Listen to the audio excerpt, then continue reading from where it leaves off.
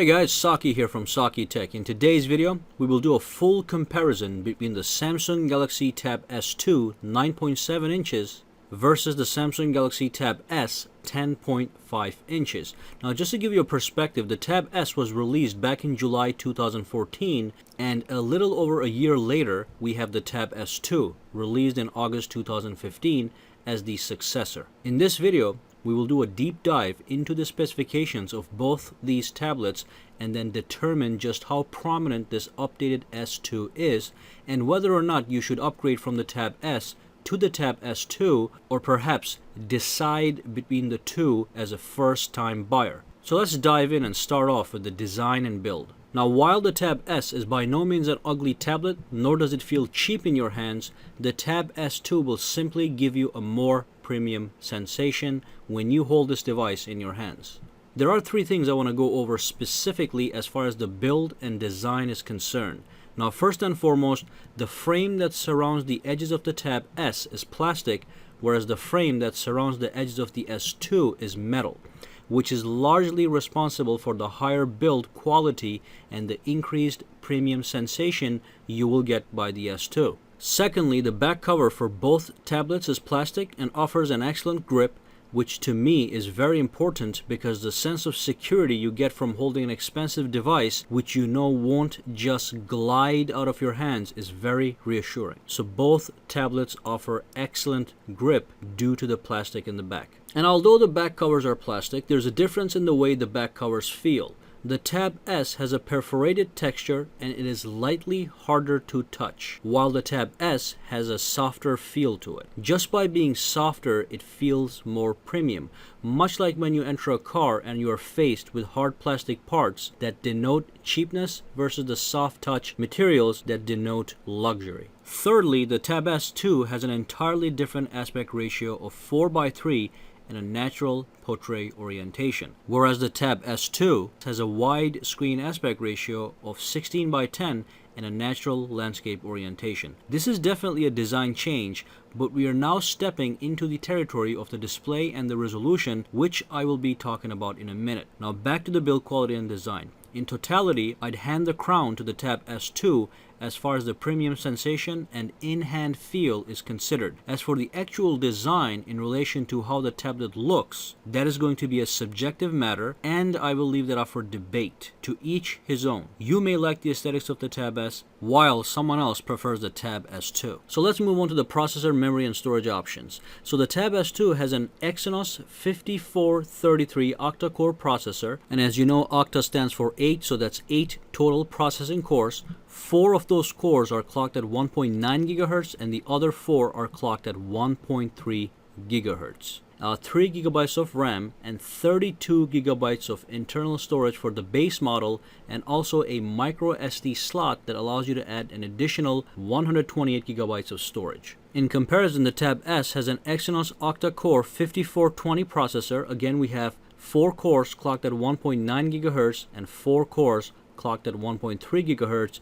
We've got 3 gigs of RAM, 16 gigabytes of internal storage for the base model, and a micro SD slot that allows you to add an additional 128 gigabytes of storage. Now, as you can see, not much has changed here except for a better processor and increased storage capacity on the base model. Now, I will be doing a processor, memory, and graphics benchmark comparison at the end of the video to see which one is faster, or rather how much faster the S2 is than the S. So stay tuned for that. And now let's take a look at the dimensions and weight, and next up we'll look at the screen size and resolution. So dimensions. The Tab S2 is 237.3 millimeters high, 169 millimeters wide, and 5.6 millimeters thick, and it only weighs 389 grams. The Tab S measures 247.3 millimeters high, 177.3 millimeters wide, and 6.6 millimeters thick, and it weighs 465 grams. Now clearly the new S2 is lighter and smaller than the old S,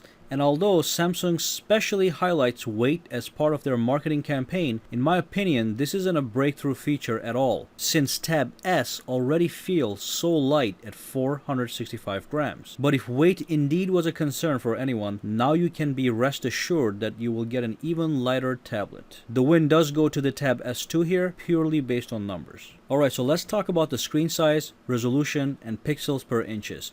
So the Tab S2 has a 9.7 inch screen with a resolution of 2048 by 1536, which brings the pixels per inches to 264, where the Tab S has a 10.5 inch screen with 2560 by 1600 in resolution and 286 pixels per inches. Now there is a rather drastic change here. We actually have a smaller screen and a slightly lower resolution, which also translates to a slightly lower PPI on the Tab S2, which is supposed to be the newer device. But that's not what's drastic. What's drastic is that the 16 by 10 widescreen aspect ratio on the Tab S has been ditched and replaced by a new 4:3 aspect ratio such as the iPad Air. Now, which according to Samsung makes it comfortable to read digital content, including ebooks, magazines, web pages, and news feeds. This reading optimized ratio allows the user to enjoy seamless reading experience without unnecessary scrolling. That's what Samsung says. So just to be clear, this 4:3 is perfect for reading and browsing, but not as great for watching movies that are largely recorded for widescreen displays. So if you are an avid movie watcher on your tablets, you may be better off with the 16 by 10 widescreen aspect ratio.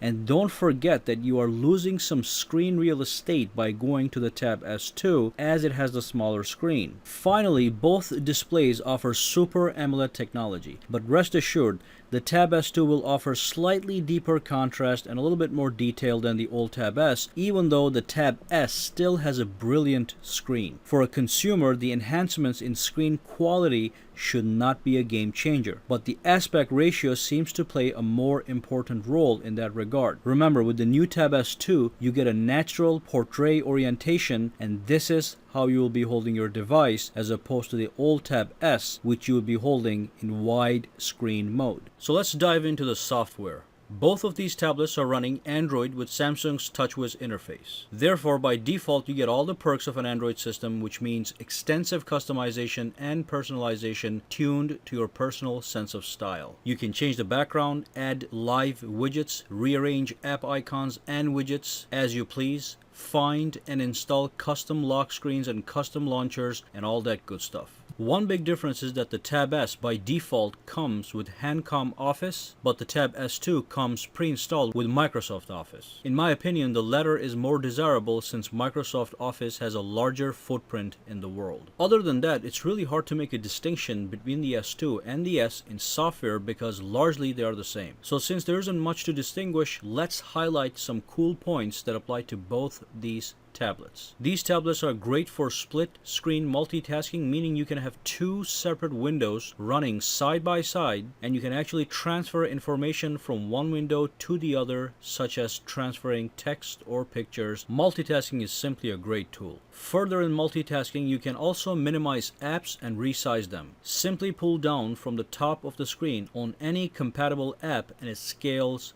down. You can interact with these apps just the way you do with full screen apps, but with the added flexibility of being able to scale the apps, minimize them, and move them around. Also, you can have up to 5 of these running simultaneously. And also something interesting is the feature called Side Sync, which allows you to mirror your Samsung cell phone right on your Samsung tablet. Once you set Side Sync up, your entire Samsung cell phone can be mirrored right on your tablet, and you can control your phone through your tablet, even to make calls or just about anything else. Finally, I want to make something clear. There is something inherently smoother about the Tab S2's software experience. There is less stutter and less lag overall, which denotes a more stable software experience. Now, that's not to say the Tab S is bad in any way, but the Tab S2 does feel more fluid. And that's it for the software. So let's take a look at the camera and the video capabilities.